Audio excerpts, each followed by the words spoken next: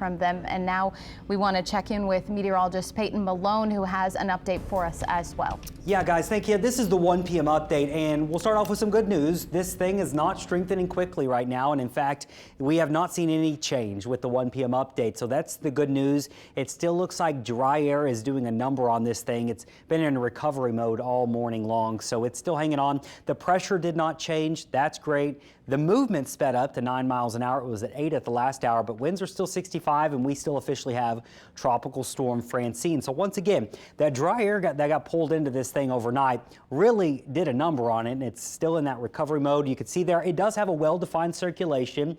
That is a healthy tropical storm, but until it actually gets all that dry air out of its core, it's not going to strengthen. Now, we do think it will start to strengthen, more of a gradual process as we head into this evening and into tonight. So the longer we can put off any rapid intensification, the better off we will be. Now remember, this is the 10 a.m. track. We don't get a new track update at 1 o'clock, but it does still show that chance for this to become a hurricane later on into tonight. And typically tropical systems, they will be healthier in the overnight hours and into the early morning hours. So it'll be interesting to see, does this thing fully recover from that dry air? Models still think yes, and it could. Now overall, we think the most likely scenario is a Category 1. The Hurricane Center says there is still a chance that maybe it does make a run at a Category 2 before it makes landfall, but as it does get to that process or into that stage and maybe strengthening, that's right when the wind shear and the dry air are really going to start to impact this storm, and that's why it's making this turn to the northeast. You got upper level winds coming in from Texas, you got dry air coming in from Texas. All of that is good. This is not a pristine environment for a system to rapidly intensify all the way up until landfall and then once it's inland here. So that's why we're thinking this thing's going to most likely remain a Category 1 at landfall, but there is that off chance that it's a Cat 2. So that's why we always say prepare and plan for at least a category higher. The landfall is still looking to be during the early afternoon more than likely. Models have been kind of back and forth on if it's late morning or afternoon here, so we'll split the difference and say around the early afternoon it's moving inland. Now the trend of it being more on the east side of the cone. Our high resolution models are saying, yeah, that is certainly a possibility here, and it is possible with that 4 o'clock update that we do see the cone shifted a little bit slightly further to the east, and that wouldn't surprise me, so I don't want that to surprise you at 4 o'clock here, but I don't think we're going to see any major differences in our intensity at this point, just because it is taking its time this morning and even this afternoon to recover from that dry air. It is moving, so it is not stalling in the area Wednesday morning or Wednesday evening here, and by Thursday evening it's already up to Memphis. So 24 hours it's going to travel across the state of Mississippi and up into the Midwest. So we'll have this thing out of here fairly quickly by Thursday morning. A lot of us will be done with the rainfall. Now, tropical storm warnings have been issued for almost everyone except for the hurricane warnings. Hurricane warnings right now include Terrebonne, Lafourche, and Lower Jefferson and St. James Parish. Based on that 10 a.m. track, that's where you're most likely to see those hurricane force winds. Now, as you get further away from that track, you deal with those tropical storm force winds. So keep in mind that if this track does adjust slightly towards the New Orleans metro, we could see some hurricane warnings expanded across parts of the area, but that's where they stand as of that 10 a.m. update. And any way you slice it, there's going to be gusty winds across the entire region. It's just how strong, and that will likely depend on how much the storm can organize tonight. So as you wake up tomorrow morning, we will have a good idea on what exactly the winds will look like inland, because the intensity tomorrow morning will likely be as strong as it ever gets. So that's why this is different tonight. It's not strengthening all the way up into landfall in a no shear and moist environment. This definitely has shear, and this definitely has dry air. Now, if you are doing last-minute preps, I want to show you the radar, because we've got a big batch of showers and storms that are going to be moving in off the Gulf of Mexico today. The heavy rain will continue to move across the area as we go into tonight. And keep in mind, we're on the east side of a landfalling system, so there is a tornado risk tonight as well.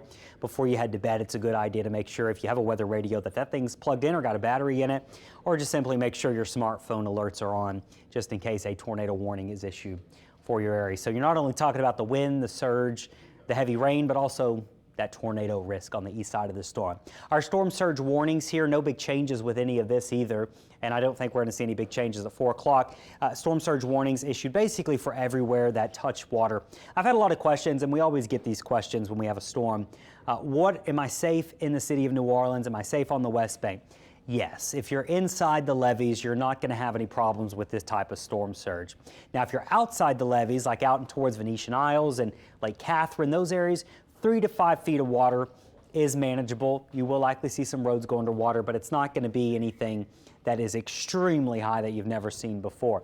Now, the highest storm surge is going to be closer to that center, and we are seeing some signs that it's probably going to be closer to the 10-foot mark down here in maybe St. Mary Parish and into parts of Terrebonne. So the closer you get to that center line, that's where your storm surge will be on the higher side for this. As you get further away from the center line, your storm surge values do drop off, but still impressive totals nonetheless. Barataria Bay is still sitting at a 4 to 7 foot storm surge as the storm makes landfall. One other thing that might help us out is high tide is in the early morning hours, whereas low tide is tomorrow afternoon. So the storm is making landfall during low tide, and at least, that may help you out by about a foot or so, whereas in high tide, that just elevates your storm surge as well. And so that we call that storm tie. Rainfall totals, looking at this data, I do think there's going to be an opportunity for some fairly high totals. What's interesting is that this model and several models have been showing a corridor of 8 to 12, maybe even higher inches of rain.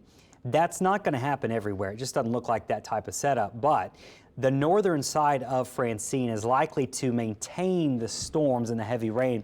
And that's going to be moving across the area for several hours. So imagine several hours of tropical hurricane rains. Those are going to add up pretty quickly. And so that's what this model is showing with this dark line here stretched across the area.